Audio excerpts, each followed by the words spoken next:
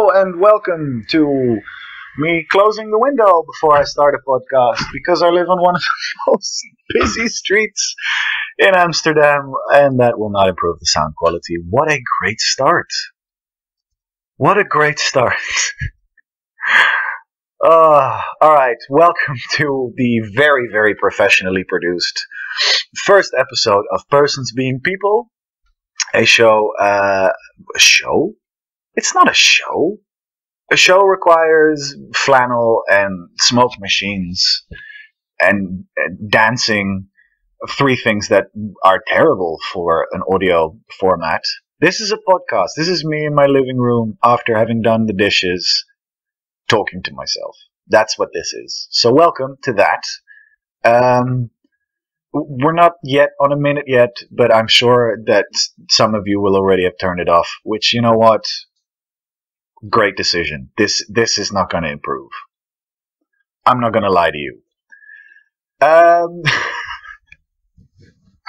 This podcast is me telling stories. That's it. That's all I have planned. I've written down nothing. That's the whole point of this, right? I like stories. I love them. I like collecting them and then stealing them from people and telling them to friends and family. And they all say, hey, write them down. These are great stories because they're always about people being persons, persons being people, little things, which is their way of saying, I don't want to hear this. Why don't you put this in a book and bother other people with it? But I've tried. I have. But I am a terrible, terrible, terrible writer. Nothing's more intimidating than a blank piece of paper just staring back at you. Well, paper. I mean, who writes on paper these days? A blank digital piece of paper. A new document. A blank new document in open office because I don't have money to buy the proper one. It's been so long since I had money to buy the proper Microsoft one that I don't even remember exactly what it's called. Word. That's what it is. Word. Who cares, right? Who cares? So instead of writing it down, I decided to, join the times and just put this on YouTube. Me talking, me telling some stories without having to write them down. What a great idea. If only I had production value or any kind of professionalism to go with it. Then that would be something, wouldn't it? But you know what? I don't care.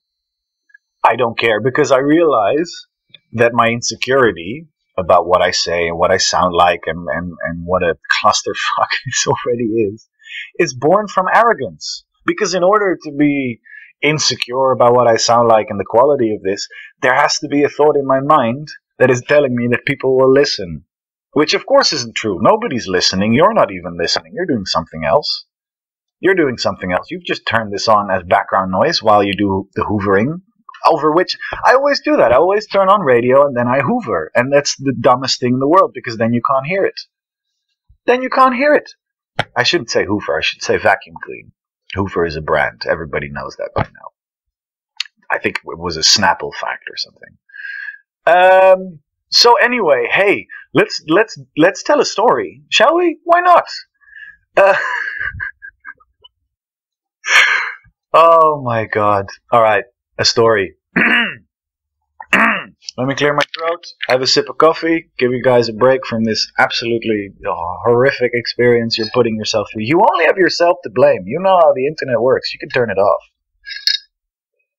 Unless you're like an old person and you're being forced to listen to this. Not at gunpoint, but like a grandchild put this on so they can sneak off and do something they actually enjoy, like being on their phone, talking to their friends, while you think that they love you. So that when you die, some of the money goes their way already, so they don't have to first wait for their parents to die. And now you don't know how to turn it off.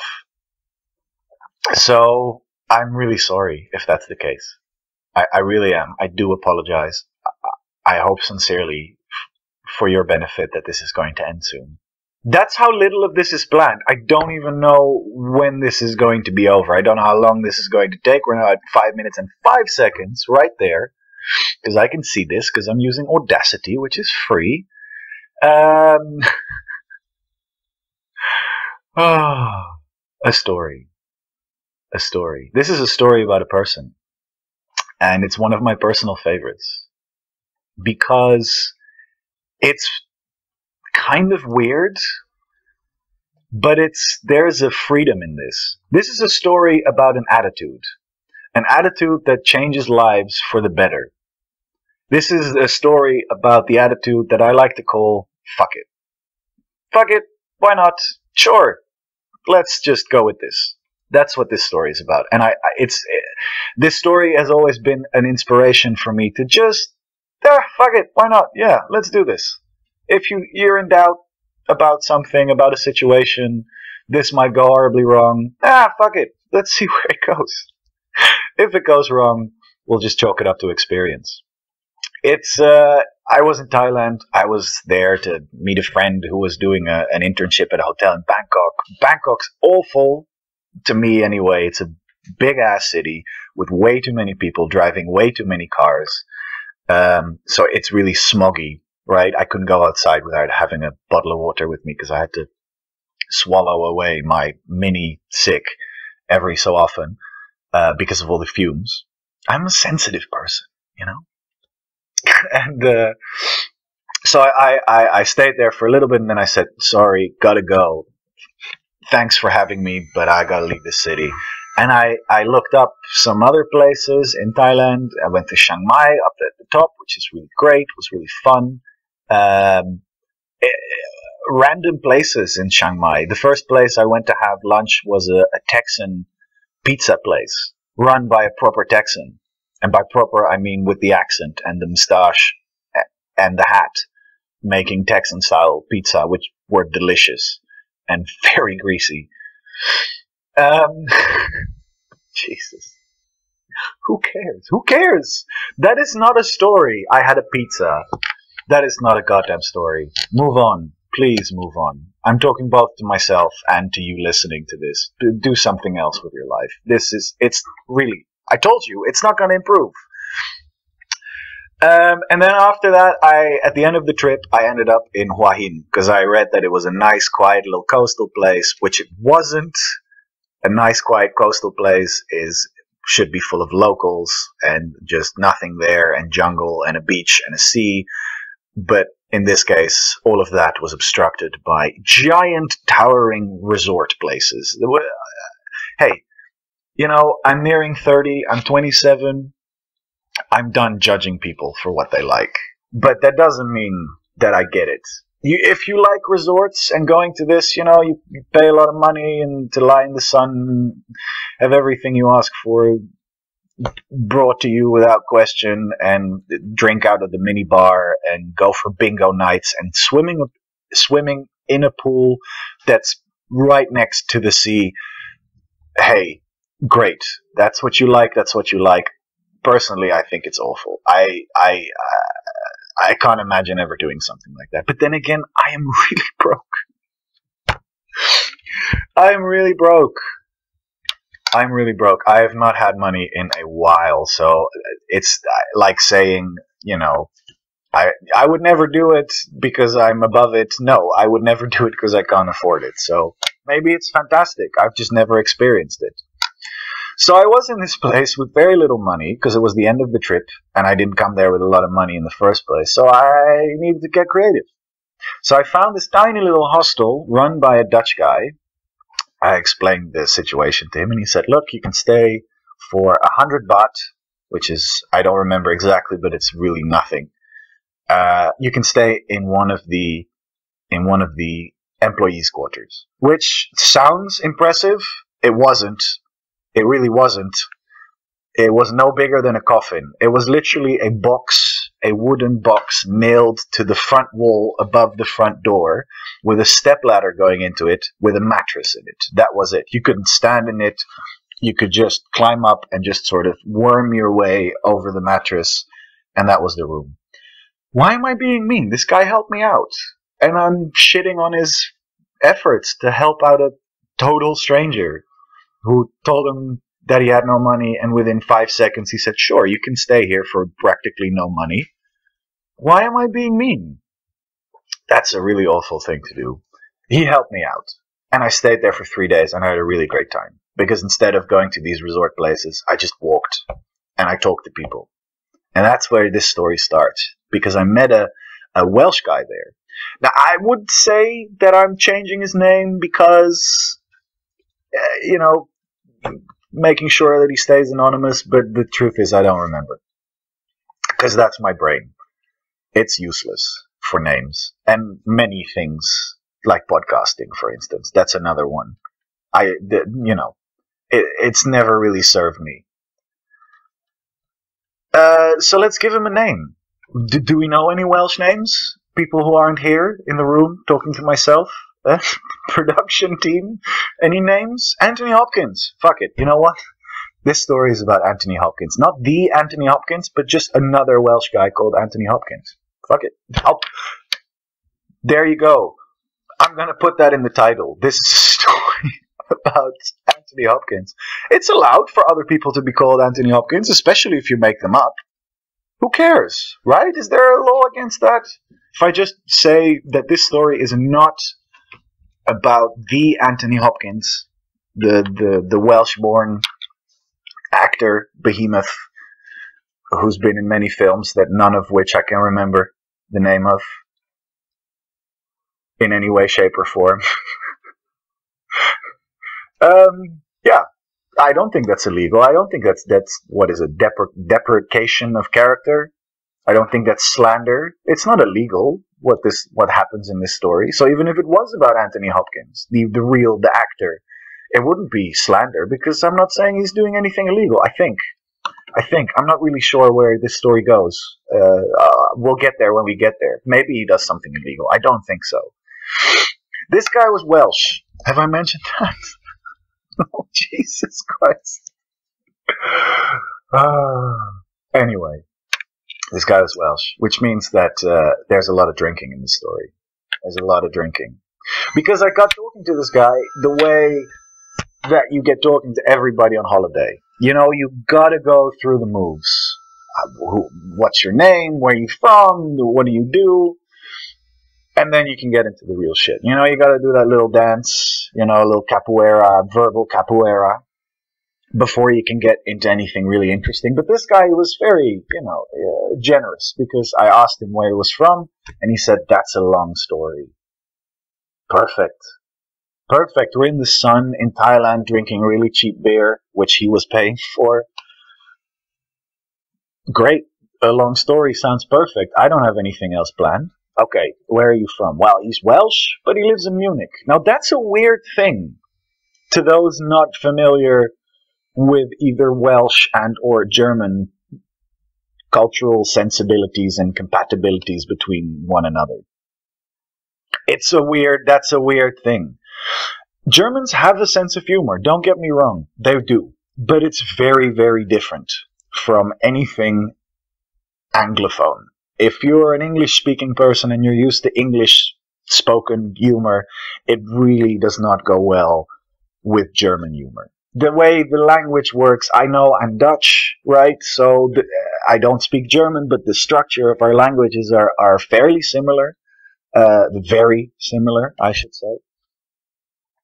And so, English punchlines is at the end of the sentence. That doesn't always work for us. So jokes are very different.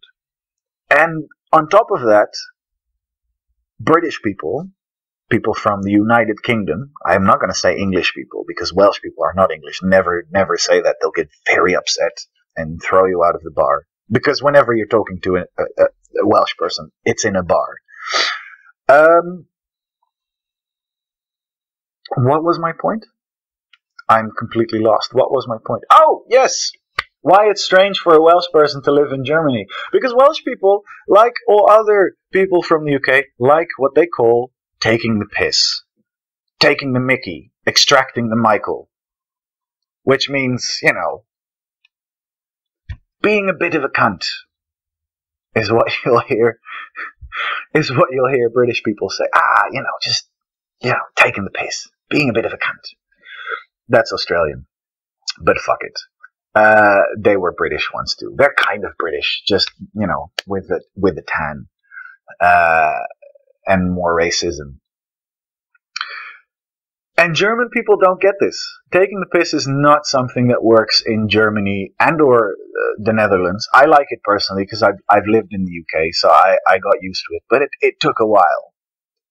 So for a Welsh person, jolly storytelling, drinking, having fun, taking the piss, kind of people to end up in a place in Germany like Munich, hardworking, stern, laughing at poop jokes, German, is a strange thing. So I had to ask questions. How did that happen? This is the story. He went on a bachelor party with an old friend from high school who he lost contact with. So they decided, hey, well, they didn't decide. The guy got married, and then you have a bachelor party, and he called up his old friend. There was no decision to be made, right? He joined. The plan for them was to go and drink 2 days in a row without sleeping. That was actually the plan. They said beforehand, we're not going to sleep. We're going to keep drinking for 2 days. That's only people from, well, I don't know. My feeling is that only people from the United Kingdom would do this. They're nuts. The binge behavior is crazy. Like with food, it's the same. You live there, you eat a bit of baked beans on Monday, you have a few chips on Tuesday, and then you starve yourself for the rest of the week. And then on Sunday, you go for Sunday lunch, and you eat all the meat in the world until you cannot walk.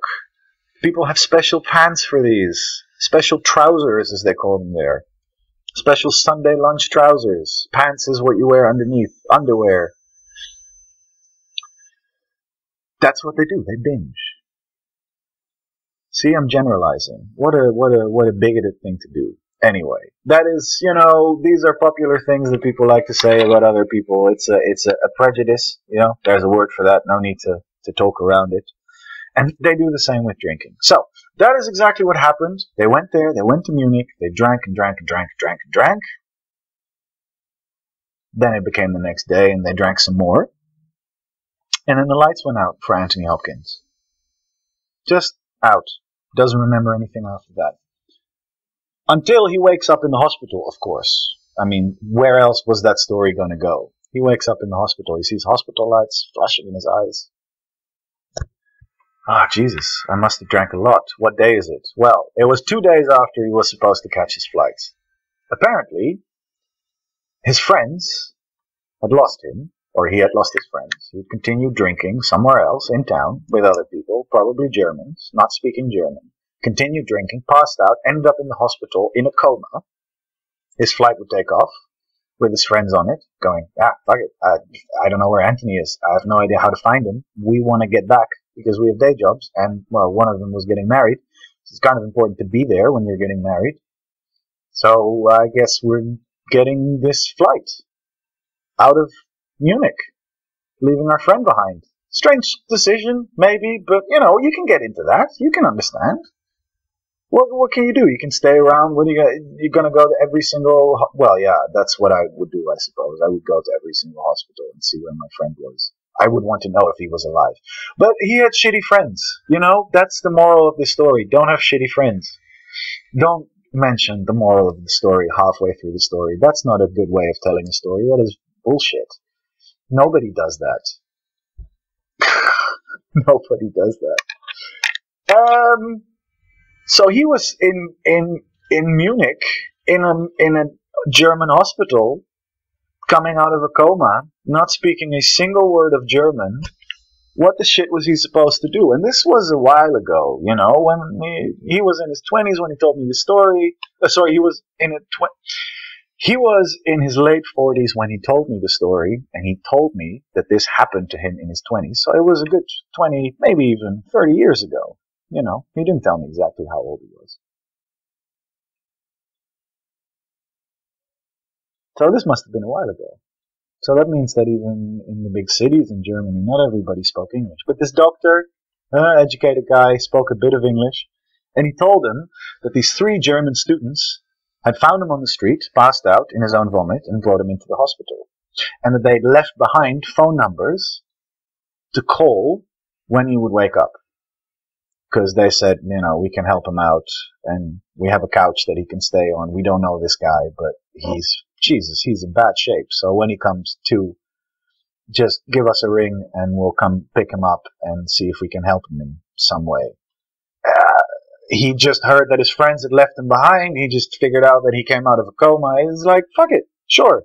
Let's call these 3 German students that found me passed out in my own vomit and offered to help a stranger. What a great thing to do. What a nice thing to do. That's being a person, right? That's being a real person. I think that's inspiring. You find someone in that state, you bring them to the hospital, and not only that, you leave behind your phone number and say, hey, just let me know if this guy is okay. And if he comes back to the land of the living, give us a call. We have a couch for him. I mean, I applaud you. That is a wonderful thing to do. That's great. And that's what they did. And so he ended up in this house with 3 students on a couch, not speaking any German, kind of communicating with hands and feet, as we say here. Getting by, pointing at things, saying a lot. And he figured out, okay, I have some money, I can buy a plane ticket. But these kids, they were younger than, they were 21, student house, Munich. It was kind of fun. It was kind of fun being there. And he learned some German over the next couple of days. He learned the word for, where's the toast? Is it okay if I put some cheese on here? Little things. So he started figuring it out. And they were so hospitable. They were like, no, stay, no problem. I mean, he thinks that that's what they said. His German wasn't that great yet. So they might have well been saying the whole time, like, no, it's really important that as soon as you can get your shit together, you have to get out of here because there's no way. But if they're German, which they were, they would have smiled, and him being Welsh, she would, oh, yeah, they're smiling, so they want me to stay. So he stayed. He stayed a week, he stayed 2 weeks, he stayed 3 weeks, and after about a month, his German was sufficient to have some conversations with them. And one of the guys, or 2 guys, 1 girl, one of the guys said, my brother is working at the airport and he maybe can get you a job. So that's quite something. You're in a different country after having been in a coma for 2 days, and here is one of the people who's kind of saved your life offering the opportunity to stay there for a lot longer than you initially would have planned, getting you a job potentially. I was like, sure, yeah, fuck it, why not? And so he ended up working as a baggage carrier at Munich airport, which is kind of ironic. It's kind of ironic because he missed his plane. You got that. I didn't need to say that, right? I didn't. You already knew that. That everybody understands irony. I don't need to explain. I don't need to be condescending. What is this? So he ended up working as a baggage handler there. Worked his way up and ended up living in a caravan on one of the new runways as he was the foreman on the construction of the new runway in Munich airport. What an adventure. Who can say that that's happened to them? That they ended up living in a different country that is so different from your own because they drank themselves into a coma. I say, Anthony Hopkins, I salute you. I think that's a heroic thing to do. That is the triumph of the human spirit in action. Saying, you know what? I made a huge mistake. I'm in a place where I don't speak the language. I don't know anybody. But fuck it. But fuck it. That's what that story is about. It's not a great punchline, but you know what? Who cares? I'm not doing this for you. Hey, bonus story. 2 days later, right? And this is what, there's more German coming. I promise you, if I ever do another one of these, I promise there won't be any other references to Germans or Germany in those stories, but I have to tell you another one because 2 days later I was even more broke and I couldn't do anything and I had to wait for my flight. Well, no, I didn't have to wait for my flight. I had to wait for my train the next day to bring me to the airport where my flight was, and I had no money. I just had enough money for breakfast, lunch, dinner, and the train back. That was it. So what could I do? I'm in Hua Hin, a very expensive, resorty, coastal town in Thailand. What the fuck do you do? So I decided to just walk. What's better than that? One foot in front of the other, talk to yourself because nobody's around, you can have any thoughts you want. Fantastic. In the jungle. So I start walking. And I walked about 30 kilometers one way. Yeah. Sometimes uphill, sometimes downhill. Took some breaks here and there. Saw some temples, Thailand stuff. And I know I walked 30 kilometers because I saw a sign saying Hua Hin that way, 30 kilometers. And I thought, shit, I better start getting back because I don't know if I can go any further and then do the same distance back, as I don't have any money to take a bus or a taxi. So I walked back, and that means that in total I walked 60 kilometers that day, which is fucking insane. Also, I walked those 60 kilometers on flip-flops, or if you're Australian, thongs, or slippers, I suppose, flip-flops, little shoes, but with the little wire between your big toe and the one that's next to it, holding it together. And they flip and flop. That's why they're called that. I know the British word for it. I don't know if you're American or Canadian or some other person in an Anglophone country that you have different words for it. Look it up. Flip-flops. You know what they are. And if you don't, you can find it out because you're on the internet. We've been over this. Stop interrupting. No one. So I was an idiot, and I came back to the beach. I left that morning at, I don't want to exaggerate, but I think about 7:30, 8 o'clock, because it's hot as shit. So you get up at 5 before, the sun burns you out of your coffin-shaped bed that only has mosquito wire fence in front of it, not even a window or a curtain or anything. So, you get up early to not die the first thing in the morning. And I came back when the sun was setting, so that was late, because I walked back very, very slowly, because I was tired as shit. I was so tired. Who does that? Who walks 60 kilometers on flip-flops? It's a stupid thing to do. So I kind of sat in the sand, ordered something to eat, ate it, and just sat there, smoking a cigarette, watching the sun go down even further. I thought, what am I going to do? I'm so fucking tired. I don't even want to go back to the hostel, which is 2 blocks behind me. But I'm kind of bored. I don't want to just sit here. So what can I do? So I thought, you know what? Fuck all of you. I'm going to build a sandcastle.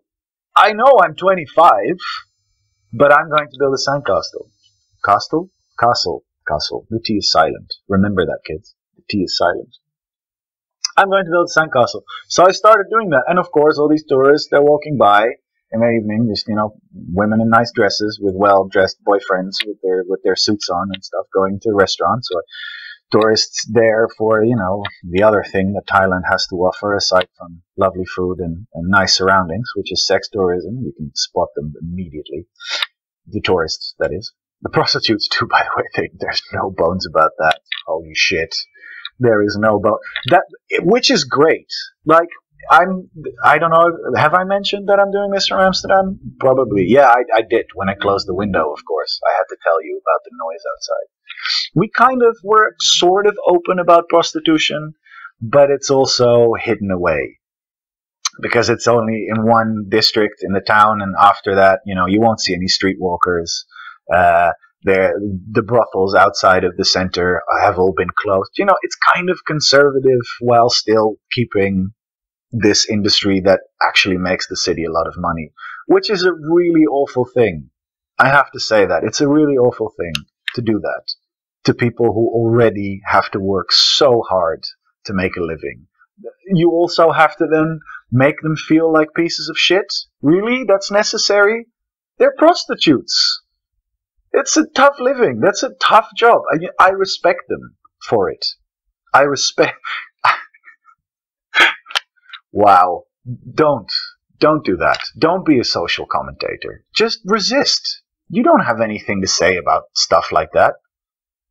Stick to the story. That's what this is about. This is not a podcast about political and social commentary. Leave that to people who can afford an actual microphone. Let that be the line in the sand. Don't talk about things that you need an actual real microphone for. Stick to things that you can stutter badly into an integrated microphone in your shitty laptop. That's okay. All right. We all agreed? Perfect. So these tourists all walk by. And they judge me. They judge me silently, I imagine, and sometimes loudly, I hear. They scoff. Some people laugh. Some people point. And I'm like, fuck it. I walked 60 kilometers. I don't care. I want to build a sandcastle because it makes me feel happy. It makes me feel like a child, and I'm on the beach, and I'm tired. And what have you done today? Nothing. Probably nothing. Because you're in a place where you swum in a swimming pool right next to the sea like a dumbass. So don't judge me. I'm making something here. And then these three, yes, here we go, German guys walk past. And they scoff to each other. They laugh. Look at this guy. This guy, how old is he? He's 25. Come on. Don't build something. And then they keep walking, and then they stop. And they turn around. And they come back, and they say the most, I don't know, disarming thing anyone's ever said to me. The tallest German, the blondest German, clearly the leader of the group, sort of crouched towards me, and he said, "This is going to sound a little bit odd, but do you mind if we play with you?" I kid you not, he actually said that. "Do you mind if we play with you?" I said, "Yeah, sure, why not?"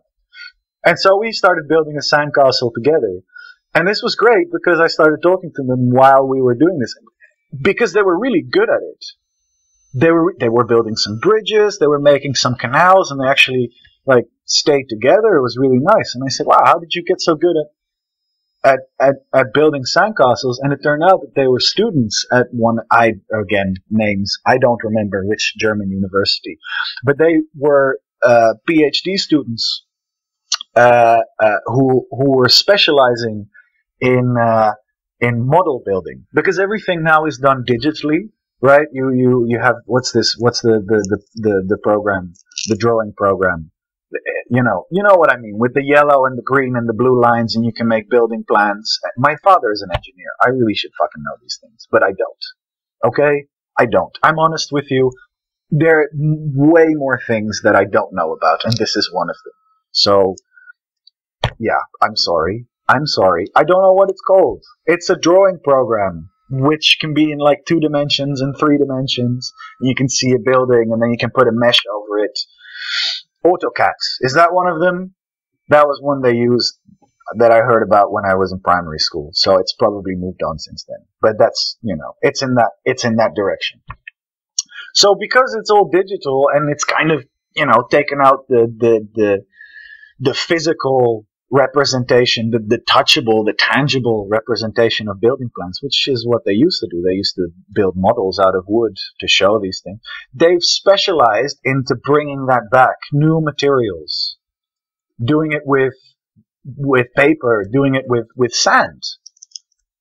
So they were fantastic at building models, and so they were fantastic at building sandcastles. And this became a bigger thing, and one guy was building a mosque, and the other guy said, "Okay, I'll build a little church on the other side." And then one of the guards of one of the resorts saw us. He was smoking a cigarette, just looking at it, and he came in and he started building little farm fields on the side of the city. So now this is 5 people, 1 Dutch guy, 3 Germans, and a Thai security guard, all together to a Thai setting sun on the beach in Hua Hin, building a sandcastle. And people coming by would stop, and they would look, and some of them would join in. And I kid you not, I kid you not. When the sun had completely gone down, one person from the hotel